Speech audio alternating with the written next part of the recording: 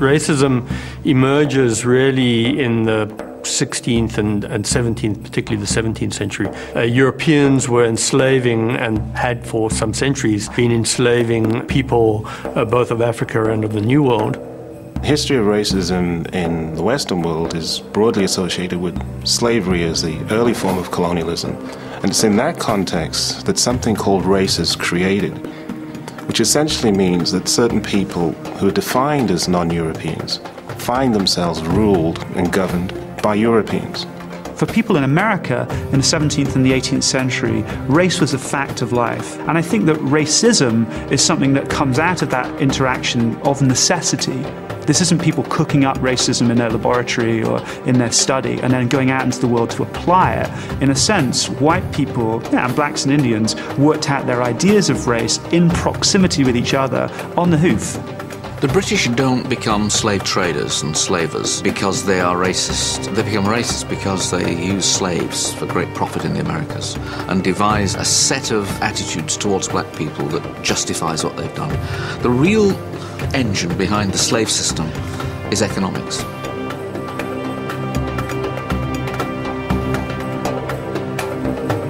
Africans are items of trade. They're things that are bought, that are sold, that are bequeathed, that are inherited. They're like other items of trade. And once you've got that established, both on the slave ships, of which there are thousands leaving British ports, and once you've got that established on the plantations, and once you've got that established as a basis for expanding British wealth, how can you argue that somehow or other the great inferiority of black people isn't built into fundamental cultural values of the British?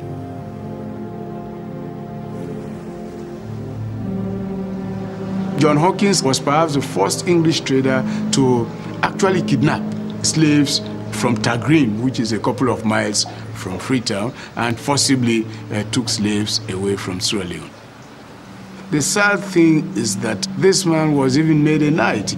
When we were in school, we read about Sir John Hawkins as if he was such a good person, he was such a righteous person, somebody who had contributed positively to, the creation of the British Empire. It was only much later that some of us learned with regret that, in fact, he was not only involved in the slave trade, but he actually captured, slaves. He established places down the quay, down by Government Wharf, what we call Government Wharf now. Over time, it became an industry, and a lot of English traders and a lot of Sierra Leonean rulers, particularly those along the coast, became heavily involved in the slave trade. And we have, for instance, several islands off the coast of Sierra Leone that were prominent slave trading posts, like Bonds Island, for instance, where there were English force, other European South force, even Americans were very heavily involved in the slave trade from Bonds Island. We trader come for buy. The number there, Vina A group iron, the number we want, he take them. He put on this fire room, open, a banner, na sudara. And of course, we know the way they were taken, captured, tied up, chained, and thrown into the ships. So it was a very bad experience for the slaves from the moment they were captured up to the time they reached the so-called New World. And then those who survived and did arrive, had to be put for sale. And then when they were bought, they had to undergo all kinds of indignities.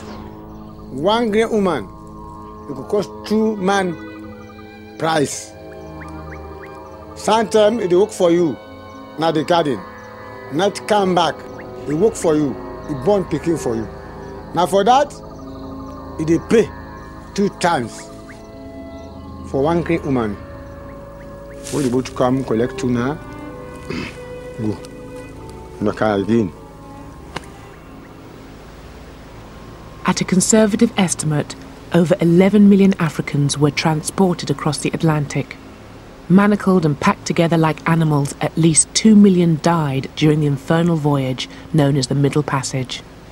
Slaves are seen as deracinated people, people who did not belong, who were natally alienated. That is, they had no rights of birth, and they're seen as people who had been torn from another society but not socialized into the new one. So they were socially dead, so to speak. They were seen as people without honor, which is a degraded condition.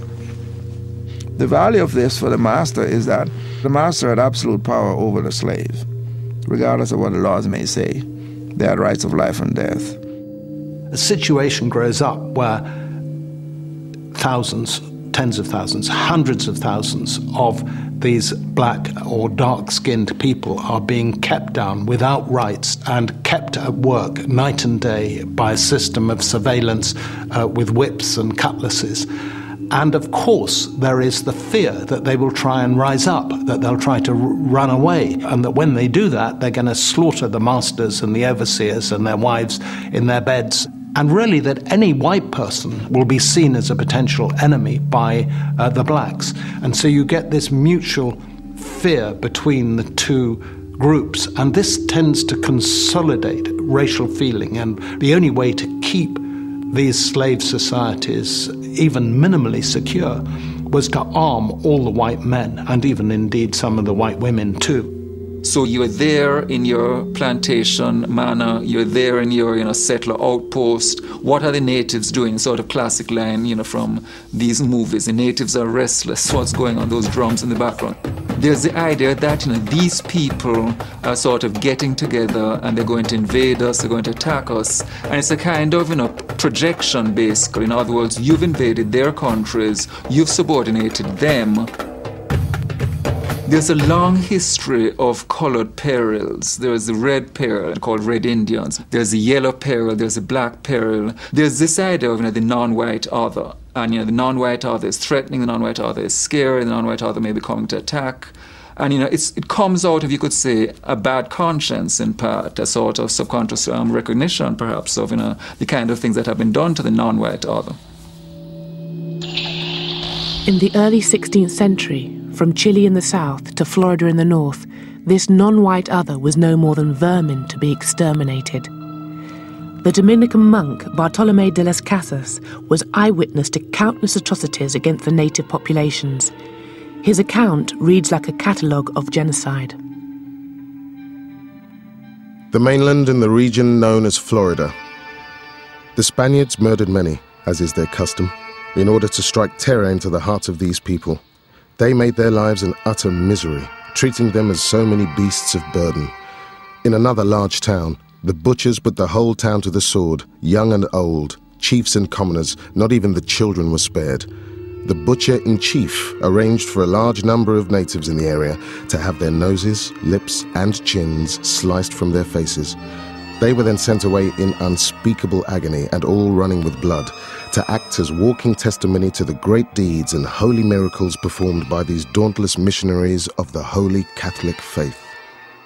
The things that Las Casas witnessed, particularly on Hispaniola or in Cuba, these incredible crimes, these incredible attacks on Indians, disembowelings and burnings and rapes and whatever else, I'm sure that that level of violence is something that you could have witnessed in different places in the 17th, the 18th century, in other parts of the Spanish Empire. But it was a peculiarly awful moment that Las Casas saw as the Spanish got to the Americas and tried literally to work the Indians to death. The reports of Las Casas caused enough unease for the Council of the Indies, the Spanish administrators of the New World, to call a debate at Valladolid in Spain in 1550.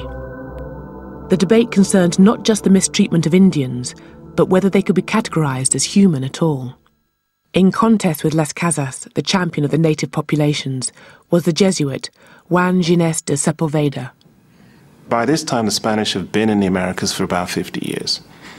And during that time, the brutalities carried out by the conquistadors had reached such heights that it